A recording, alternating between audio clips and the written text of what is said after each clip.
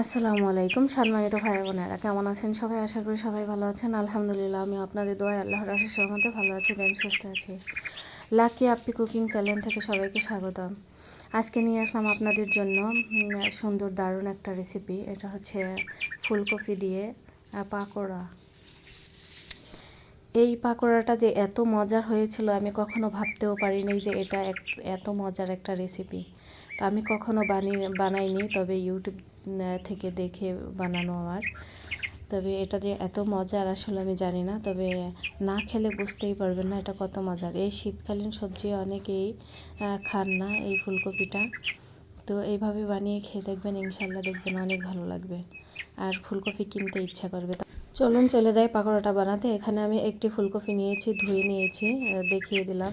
তো এবার আমি আগে থেকে পানি বসিয়ে দিয়েছি, পানির ভিতরে দিয়ে দিচ্ছি 2 চা চামচ লবণ দিয়ে ফুলকপিটাকে আমি 2 মিনিটের মতো সেদ্ধ করে নেব। বেশিক্ষণ সেদ্ধ করা যাবে না, তাহলে পাকোড়াটা ভালো হবে না। এই যে পানিটা ফুটে উঠেছে, এবার আমি এই পর্যায়ে ফুলকপিটা দিয়ে দিচ্ছি। ফুলকপিটা হাই হিটে সেদ্ধ করে নিতে হবে। হাই হিটে সেদ্ধ করলে তাড়াতাড়ি সেদ্ধ হয়ে যাবে, দেন কালারটা সুন্দর থাকবে। তো চলে আসতেছি 2 মিনিট পরে। এই যে 2 মিনিট পরে চলে আসলাম। এবার দেখে নিব সেদ্ধ হয়েছে কিনা। যখন দেখবেন চাপ দিলে পরে ভেঙে যাচ্ছে, তখনই নামিয়ে ফেলবেন। তো আমি পানিটা ফেলে দেব। এই যে পানিটা ফেলে দিয়ে এবার ঠান্ডা পানি দিয়ে ধুয়ে নেব, যাতে করে ওভারকুক না হয়ে যায়। ঠান্ডা পানি দিয়ে না ধুলে আপনার ফুলকপিটা আরও বেশি সেদ্ধ হয়ে যাবে। এবার ফুলকপি কোট করার জন্য একটা ব্যাটার বানিয়ে নেব। এখানে প্রথমে আমি 1 কাপ ময়দা দিয়ে দিচ্ছি, আর দিয়ে দিচ্ছি হাফ কাপ পরিমাণ কর্নফ্লাওয়ার। কর্নফ্লাওয়ারটা হচ্ছে ভুট্টার গুঁড়ো, অনেকে চেনেন না। তো কর্নফ্লাওয়ারটা দিলে আপনার পাকোড়াটা মুচমুচে হয়। এবার দিয়ে দিচ্ছি 1 চা চামচ আদা বাটা, 1 চা চামচ রসুন বাটা, 2 চা চামচ মরিচের গুঁড়ো। আপনারা ঝাল যেরকম খান ওই অনুযায়ী মরিচের গুঁড়োটা অ্যাড করবেন। তো এবার দিয়ে দিচ্ছি পরিমাণ মতো লবণ, আর 1 চা চামচ হলুদ গুঁড়ো। বিরিয়ানি মশলা দিয়ে দিচ্ছি 1 চা চামচ। বিরিয়ানি মশলার পরিবর্তে আপনারা চাট মশলা অথবা স্বাদে ম্যাজিক মশলা ব্যবহার করতে পারেন। এবার দিয়ে দিচ্ছি জিরার গুঁড়ো 1 চা চামচ, আর হচ্ছে গোলমরিচের গুঁড়ো হাফ চা চামচ। এবার এটাকে অল্প অল্প পানি দিয়ে ঘন একটা ব্যাটার বানিয়ে নেব। অল্প অল্প করে পানি দিতে হবে এবং এই ব্যাটারটা বানিয়ে নিতে হবে।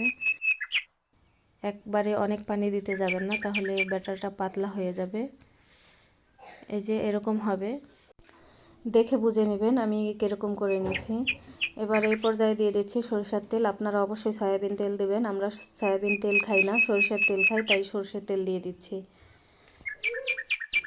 বলতে পারেন আপু ব্যাটারের ভিতরে তেল কেন দিলেন? তেলটা দেওয়ার কারণ হচ্ছে আপনারা যখন পাকোড়াটা ভাজবেন তখন তেলের পরিমাণটা খুবই কম খাবে ভাজার সময়।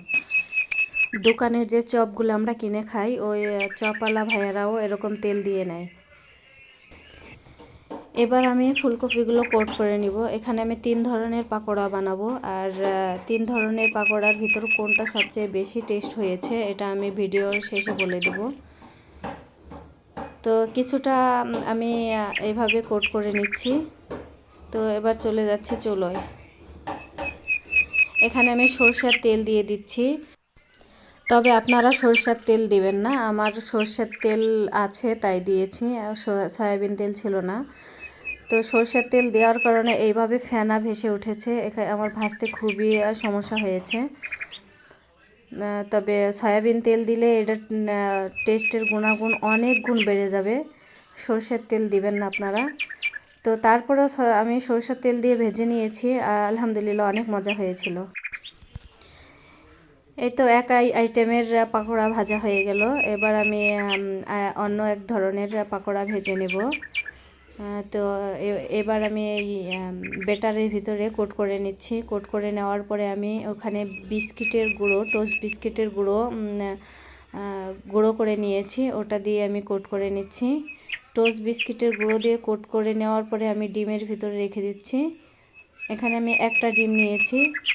আপনারা যদি শুধু ডিম দিয়ে কোট করে নিতে চান তাহলে ডিমের পরিমাণটা এখানে বাড়িয়ে দিবেন।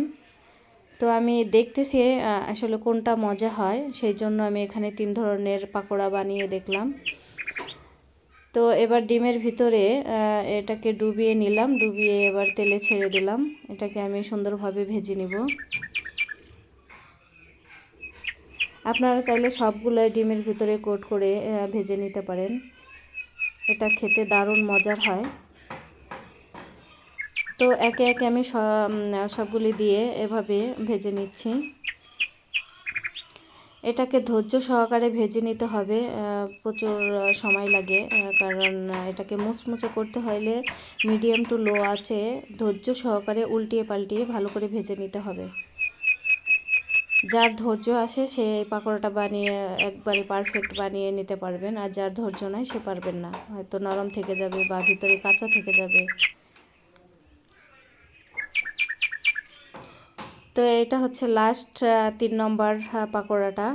এটা আমি এমনিতে এরকম ভেজে নিচ্ছি, পরে বিস্কিটের গুঁড়ো দিয়ে কোট করে নেব, তাহলে হয়ে যাবে। তো গাইস, আমার ভিডিওটা ভালো লাগলে অবশ্যই লাইক কমেন্ট শেয়ার দিয়ে পাশে থাকবেন।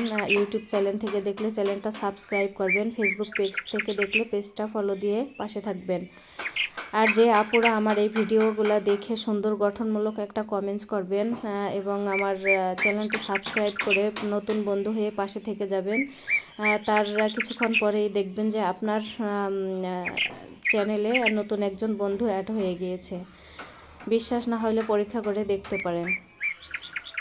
আমাকে যে ভালোবাসা দেবে আমি তাকে পরিপূর্ণ ভালোবাসা দিয়ে থাকি এবং দেইও ইনশাল্লাহ। তো এই তো আমি লাস্টের 3 নম্বর যে পাকোড়াটা ভেজে নিয়েছি ওটাকে আমি এই বিস্কিটের গুঁড়ো দিয়ে কোট করে নিলাম। তো এবার বলছি কোন পাকোড়াটা বেশি মজা হয়েছিল। সবচেয়ে বেশি মজা হয়েছিল ডিমের ভিতরে ডুবিয়ে যে পাকোড়াটা ভেজে নিয়েছি, ওই পাকোড়াটা বেশি মজা হয়েছিল। তারপরে হচ্ছে এই বিস্কিটের গুঁড়ো দিয়ে যে কোট করে নিলাম, এটাও দারুণ মজা হয়েছিল। যে আপু ভাইয়ার বাচ্চারা সবজি খেতে পছন্দ করে না তাদেরকে এই পাকোড়াটা বানিয়ে দিয়েন, দেখেন যে চেটেপুটে মজা করে খাবে। আমার বাচ্চা তো ভীষণ মজা করে খেয়েছে মাশাল্লাহ। তো সবাই আমার জন্য দোয়া করবেন, আমার পরিবারের জন্য দোয়া করবেন। সবাই ভালো থাকবেন, সুস্থ থাকবেন। আল্লাহ হাফেজ, আসসালামু আলাইকুম।